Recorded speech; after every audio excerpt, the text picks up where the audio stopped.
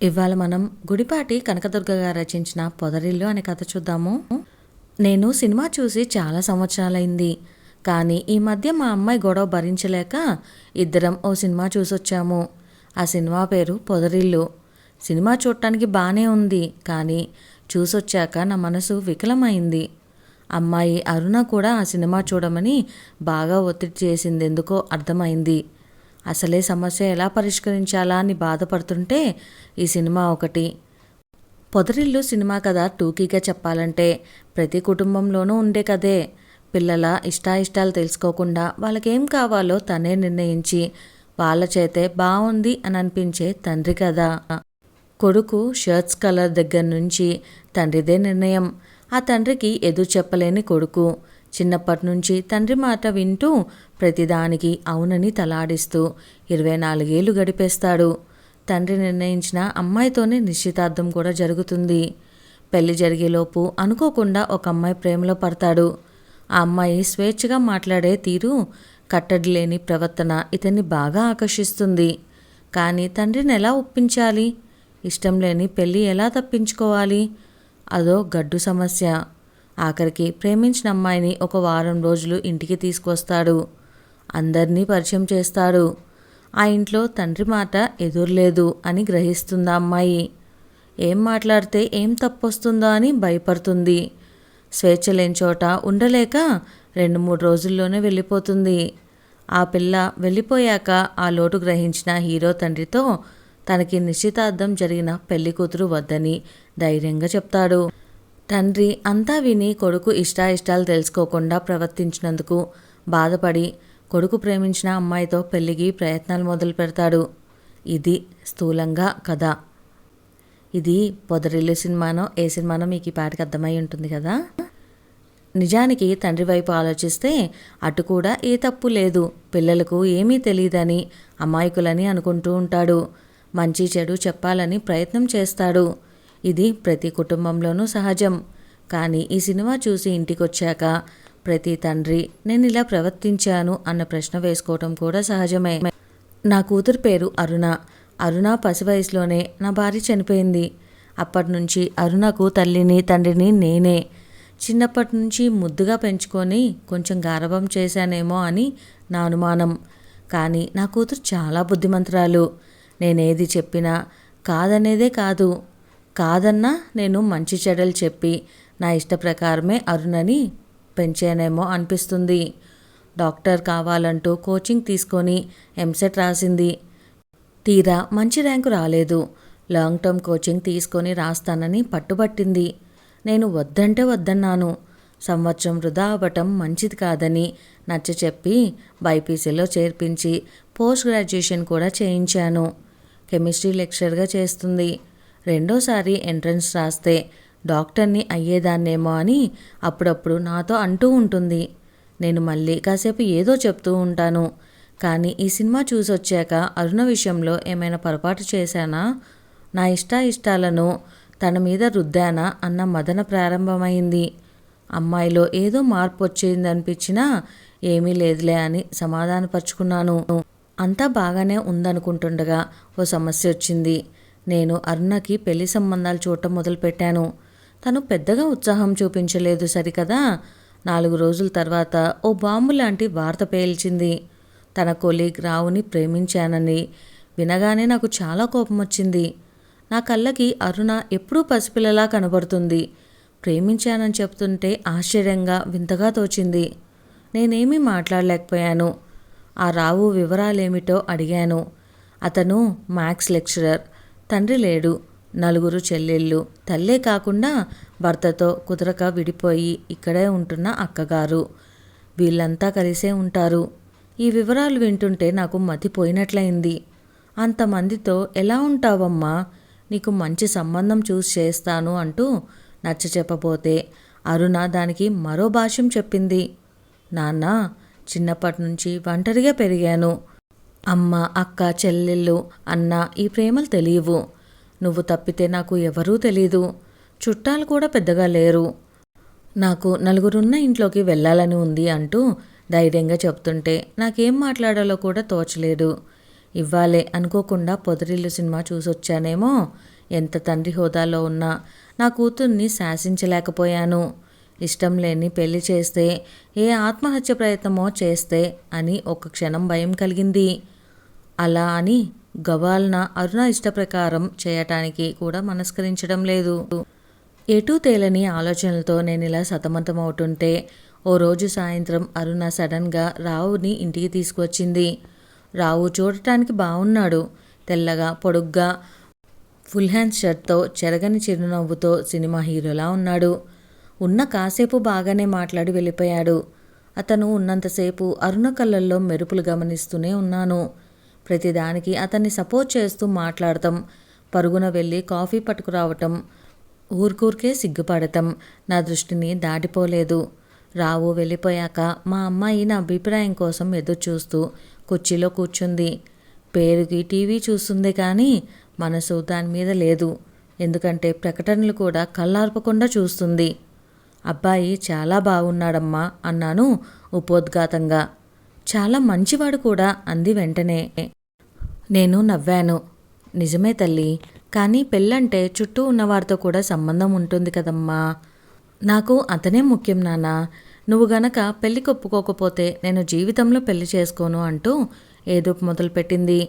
2 రోజులు ఆలోచించి రావు ఇంటికి వెళ్ళి ఇల్లు చూసి ఇంట్లో వాళ్ళతో మాట్లాడి వచ్చాను. అందరూ ఎంతో మర్యాదగా మాట్లాడారు. ఎలాంటి ఆడంబరాలు లేవు. ఇల్లు మధ్యతరగతి సంసారులుండే పాత డాబా ఇల్లు. నా కూతురు చిన్నప్పటి నుంచి ఏదీ అడగలేదు. కోరినట్లు చేస్తే ఏమో ఇంతమందిలో ఏం సుఖపడుతుంది? ఎందుకు చేసుకున్నానా అని బాధపడితే? కానీ ఇష్టం లేని పెళ్లి చేయటము సరికాదు కదా. ప్రేమ విఫలమైందని జీవితాంతం కుమిలిపోతుంటే అది తట్టుకోవటం కూడా కష్టమే కదా. అనేక రకాలుగా ఆలోచించాను. వారం రోజుల పాటు నాకు అగ్ని పరీక్ష మొదలైనట్లే అనిపించింది. సినిమా ప్రభావం కూడా పనిచేస్తుందేమో తెలియలేదు. ఆఖరుకు మనసు గట్టి చేసుకొని అరుణ పెళ్లి రావుతో జరిపించేశాను. మంచో చెడో తన కోరిక తీర్చాను. జీవితంలో జీవిత భాగ్యస్వామిని ఎన్నుకోవటమే పెద్ద మలుపు. అది నా కూతురు మనసుకు నచ్చినట్లే చేశాను. అరుణ పెళ్లి చేశాక నేను నిశ్చింతగా తీర్థయాత్ర ప్రయాణం కట్టాను. నా భార్య పోయాక నేను ఏ తీర్థయాత్రలు చేయలేదు. ఏ పుణ్యక్షేత్రమూ తిరగలేదు. అరుణని వదిలిపెట్టి ఎప్పుడూ ఉండలేదు. తనకి ఏ కష్టం కలగకుండా పెంచి పెద్ద చేయటమే ఓ తపస్సులా చేశాను. ఇప్పుడు అరుణ లేని ఇల్లు బావురమంటుంది. ఇక్కడనే ఉండటం కష్టమనిపించి తీరిగ్గా కొన్ని నెలల పాటు తిరిగి ఉత్తర దేశ యాత్ర, దక్షిణ దేశ యాత్ర పూర్తి చేసుకొని ఇల్లు చేరాను. అప్పుడప్పుడు అరుణతో మాట్లాడేవాడిని ఫోన్లో. కానీ పెళ్ళైన కొత్త జంట కదా అని నేను ఎక్కువ డిస్టర్బ్ చేయలేదు. మెల్లగా ఏ మనవడో మనవరాలో వస్తే వాళ్ళతో కాలక్షేపం చేయవచ్చు, వాళ్ళ ఆటపాటలతో మునిగి తేలవచ్చు అని నా ఆలోచన. నేను ఇంటికి తిరిగి వచ్చేసరికి ఇల్లంతా బూజుతో అసహ్యంగా ఉంది. అది కాక నేను వచ్చేసరికి అరుణ ఊళ్ళో లేదు. భార్యాభర్తలు మద్రాసు వెళ్ళారు. రావు తల్లికి ఒంట్లో బాగలేదట. నేను వచ్చిన వారానికి వచ్చింది అరుణ. రావు కుశల ప్రశ్నలు వేసి వెళ్ళిపోయాడు. అతను ఎప్పుడూ అంతే, అవసరమైనంతే మాట్లాడతాడు. అరుణను దగ్గరికి తీసుకొని తల నిమిరాను. దుఃఖం ఆగలేదు. నా మనశ్శాంతి నా కూతురు దగ్గరే ఉందని నాకు అనుభవపూర్వకంగా అర్థమైంది. అరుణ కూడా ఉన్నట్లుండి ఏడవటం మొదలుపెట్టింది. పాపం చిన్నపిల్ల. నేనెప్పుడూ వదిలిపెట్టలేదు. బెంగపడినట్లుంది. ఏమ్మా ఎలా ఉన్నావు? అత్తారిల్లు ఎలా ఉంది? హనీమూన్కి ఎక్కడికి వెళ్ళారు? ఎటో చూపులు తిప్పుకుంది అరుణ. బానే ఉంది నాన్న, ఎక్కడికి వెళ్ళలేదు. హనీమూన్కి వెళ్ళలేదా? నువ్వు చాలా సరదా పడ్డావు కదా? ఆశ్చర్యంగా అడిగాను. అరుణ విసుగ్గా చూసింది. అసలు ఎక్కడికి వెళ్ళలేం నాన్నా. ఎప్పుడు ఇంట్లోనే పడి ఉండాలి. ఎదిగిన చెల్లెళ్ళ ముందు మనం హనీమూన్ అంటూ వెళ్తే ఏం బాగుంటుంది అసలు? నా చెల్లెళ్ళ పెళ్లి చేసిన తర్వాత నేను చేసుకుందామనుకున్నాను. వాళ్ళ ముందు షికార్లు కొడితే బాగుండదు అంటారు. వాళ్ళందరి ముందు నా మీద ప్రేమ చూపించటం ఇష్టం ఉండదు. నేనొక్కదాన్నే ఉన్నప్పుడు ఏదో 2 ప్రేమ కబుర్లు చెప్తారంతే. అరుణ మాటల్లో చాలా కోపం కనపడింది నాకు. అంతేకాదు, టికెట్లకి నువ్వే డబ్బిచ్చినా పై ఖర్చులు అంతటికీ రెట్టింపవుతాయని నాకు క్లాస్ తీసుకున్నారు. లేచింది మొదలు పొదుపే. ఇల్లు ఎలా ఉంటుందో తెలుసా నాన్నా? కూరగాయల సంత కూడా అంతకన్నా బాగుంటుందేమో. ఆ 5 చెల్లెళ్ళు గోలగోలగా టీవీ చూస్తూ ఉంటారు. పెద్దగా మాట్లాడుకుంటూ పగలబడి నవ్వుకుంటూ ఉంటారు. వాళ్ళెవరూ తల్లికి వంటలో సాయం చేయరు. పైగా ఆవిడ పిలిస్తే, వదినా, అమ్మ పిలుస్తుంది వెళ్ళు అని నన్ను పురమాయిస్తారు. ఆ ఇంట్లో అసలు ప్రైవసీ అనేదే లేదు. గదిలో ఆయనతో మాట్లాడుతుంటే అన్నయ్య అంటూ ఎవరో ఒకరు వస్తారు. ముగ్గురితో గొడవపడి ఒక ఆవిడ ఇక్కడే ఉంటుందిగా. మేమిద్దరం మాట్లాడుకుంటుంటే ఆవిడ ఒక్క క్షణం కూడా సహించలేదు. జీతం వచ్చిన దగ్గర నుంచి కాలేజీ ఫీజులు కట్టడం, చెల్లెళ్ళు పెళ్ళికి నిలవేయటం, ఇలా ఇదే నా భర్తకి సరిపోతుంది. అక్కడ బాత్రూమ్ నువ్వెప్పుడైనా చూసావా నాన్నా? తలుపుకు గడియ ఊడిపోయి గచ్చంతా జారిపోతూ ఎంత డర్టీగా ఉంటుందో. చాకలి ఎప్పుడొస్తుందో ఎప్పుడు రాదో. రాకపోతే బట్టలు నేనే ఉతకాలి. నా భర్తతో నేను ఒంటరిగా ఏ సినిమాకో షికారుకో కూడా వెళ్ళలేను. తోకలాగా ఎవరో ఒకరు వస్తారు. ఈయన అతి ప్రేమగా అందరినీ కేకేస్తాడు. పూలు కొనుక్కోవాలని ఉంటుంది. రోజు 10 మూరలైనా కొనాలి. అంత జనాభాలో బతకటం చాలా కష్టం నాన్నా. నా మనసు చివుక్కుమంది. ఏరికోరి చేసుకుంది మరి. వాళ్ళ చెల్లెళ్ళు ఉన్నట్లు నీకు తెలుసు కదమ్మా. కాస్త రాజీ పడాలి. ఎంతవరకు నాన్నా? అక్కడ నాకు గుర్తింపే లేదు. ఎక్కడి నుంచో వచ్చిన కొత్త కోడల్ని అసలే లేదు. నన్నేం సింహాసనం మీద కూర్చోపెట్టనక్కర్లేదు. కానీ తిన్నావా ఉన్నావా అని కూడా లేదు. లేచింది మొదలు వంటలు, టిఫిన్లు, బాక్సులు కట్టుకోవటాలే ఇవే. ఎప్పుడైనా షికార్కి తీసుకువెళ్ళొచ్చు. అది కూడా లేదు. మనిద్దరమే తిరిగితే ఏం బాగుంటుంది అంటారు. పెళ్ళి దేనికిక? ఇల్లు చూస్తే కూర్చోటానికే లేదు, నుంచోటానికి లేదు. పుస్తకాలు, పేపర్లు, బట్టలు, కిటికీల నిండా కొబ్బరి నూనె మరకలు, కంపు కొట్టే దుప్పట్లు, మురికి దువ్వెన్లు. ఛీ, నాకక్కడ ఏమీ బాగలేదు నాన్న అంటూ ఏడవటం మొదలుపెట్టింది. నాకు పరిస్థితి అర్థమైంది. ఇక్కడ ఒక్కటే పెరిగి అరుణకి చేసే పని లేకుండా పోయింది. అక్కడ నలుగురిలోకి వెళ్ళాలని తన ఆశపడింది. కానీ నలుగురిలో భర్త ఏకాంతంగా లేక గిజగిజలాడిపోతుంది. ఊరుకో తల్లి. చెల్లెళ్ళ మీద తల్లి మీద ప్రేమ సహజం కదా. అందులో తండ్రి కూడా లేడు కదా మరి. నేను కూడా మనిషినే కదా నాన్న.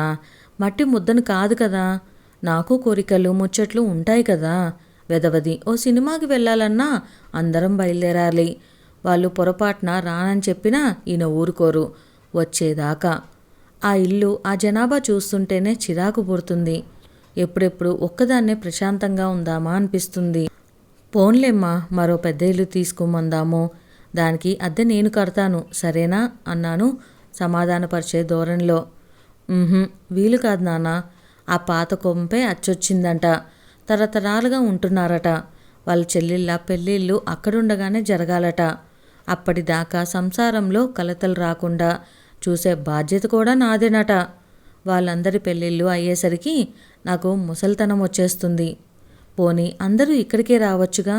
ఈ ఇల్లు ఎంత పెద్దది. నువ్వు వెళ్ళిపోయాక ఇంత ఇంట్లో నేనొక్కడనే ఉండలేకుండా ఉన్నానమ్మా. నీకు అలవాటైన చోటు కదా. అలా కూడా ఆ మహానుభావుడికి ఇష్టం లేదు మరి. ఇక్కడుంటే ఇల్లరికం ఉన్నట్లంట. అస్సలు నా మాటే పట్టించుకోరు. మా అమ్మాయి చెప్పిన కథను బట్టి అల్లుడు మంచివాడే అని నాకు అర్థమైంది. కాకపోతే తనకు పెరిగిన వాతావరణం వేరు. అందుకే అక్కడ ఇమడలేకపోతుంది. ఆ రోజు సినిమా చూసొచ్చి పిల్లల ఇష్టాయిష్టాలు కూడా తల్లిదండ్రులు గ్రహించాలని పరోక్షంగా చెప్పింది. నేను కూడా అరుణని నా ఇష్ట ప్రకారమే పెంచి నా ఇష్టాలనే తన మీద రుద్దుతున్నట్లు భయపడ్డాను. పెళ్లి విషయంలో మరీ భయపడ్డాను. ఆ పొదరిల్లు సినిమాలో మాదిరి. నీకు నువ్వు ఇష్టపడి చేసుకున్న సంబంధమే కదమ్మా. నేను కష్టసుఖాలు విడమర్చి చెప్పి వద్దన్నాను కూడా. నా కూతురు నా వైపు తీవ్రంగా చూసింది. ఇష్టపడ్డాను. ఇష్టపడినంత మాత్రాన చేసేస్తావా? మంచి చెడులు తెలుసుకోనక్కర్లేదా? చిన్నప్పటి నుంచి ఎన్నో అడిగాను. ఎక్కడెక్కడికో వెళ్తానన్నాను. అన్నీ కొన్నావా? అన్ని చోట్లకి వెళ్ళనిచ్చావా? మంచి చెడు చెప్పావు, కష్టాలు తెలియజేశావు. కానీ పెళ్ళి అనేది జీవితంలో ముఖ్యమైన మలుపు. అది నా ఇష్టానికి వదిలేశావు. తండ్రిగా అదేనా నీ బాధ్యత? నాకు ప్రేమంటే తెలియదు. వయసు ప్రభావం వల్ల వచ్చే ఆకర్షణని ఎందుకు చెప్పలేదు? ఆనాడే నా 2 చెంపులు వాయించి ఉంటే ఇంత దూరం వచ్చేది కాదు కదా. నీకు జీవితంలో ఎన్నో అనుభవాలున్నాయి. నాది చిన్నతనం. మైండ్ మెచ్యూరిటీ లేదు. మరి నువ్వు నీ బాధ్యత సరిగ్గా నిర్వర్తించలేకపోయావు. పైగా తప్పంతా నాదే అంటున్నావు. పెళ్ళంటే బొమ్మలాట కాదు. కొత్త చీరలు నగలు కొనుక్కోవటం కాదు. నచ్చకపోతే మార్చుకోవటానికి. జీవితం అంతా అనుభవించాలని నీకు తెలీదా? అమ్మే కనుక ఉంటే ఇలా చేసేదా? రెండు తిట్టి నచ్చజెప్పేది. మంచి చెడు విడమర్చి చెప్పేది. నువ్వు నాకేం చెప్పావు? అరుణ ఏడవటం మొదలుపెట్టింది. వెక్కి వెక్కి గుండెల్లో దుఃఖం తీరేట్లుగా ఏడ్చింది. అరుణ అలా నిలదీస్తుంటే, పెద్ద పెట్టున అరుస్తుంటే తెల్లబోయాను. తల్లిదండ్రులు ఎలా చేసినా అలా ఎందుకు చేశావు, ఇలా చేయాల్సింది అని అడిగే పిల్లల తరం ఇది. వాళ్ళ కత్తికి రెండు వైపులా పదునే. తల్లిదండ్రులు ఏం చేసినా వాళ్ళ దృష్టిలో అది తప్పే. నా కూతురు కూడా అదే కోవలోకి వస్తుంది. ఇవే తరాల అంతరాలు. తప్పదు, అన్నీ భరించాలి. అయితే నాకు ఒకటే సంతోషం, అరుణ భర్త దుర్మార్గుడు కాదు. స్వశక్తి మీద కుటుంబాన్ని పైకి తీసుకురావాలని ఆరాటపడే మంచివాడు. అందుకే నాకు కొంచెం నిశ్చింతగా అనిపించింది. అరుణ ఆవేశం తగ్గేదాకా మౌనంగా ఉండటమే మంచిదనుకొని ఉక్రోషంగా తను అంటున్న మాటలన్నీ సాలోచనగా వింటూ కూర్చున్నాను. ఇదండి ఇవాల్టి మన కథ. ఈ కథ కనుక మీకు నచ్చితే వీడియోని లైక్ చేయడం అస్సలు మర్చిపోకండి. అలానే మన ఛానల్లో మరిన్ని కథలు ఉన్నాయి, ఒకసారి చూసేయండి. ఎవరైనా ఇంకా ఛానల్ని సబ్స్క్రైబ్ చేసుకోకపోయినా, కొత్త వాళ్ళు ఎవరైనా ఇప్పుడే చూస్తున్నా కూడా ఛానల్ని సబ్స్క్రైబ్ చేసుకొని బెల్ ఐకాన్ని క్లిక్ చేసేయండి. Thank you.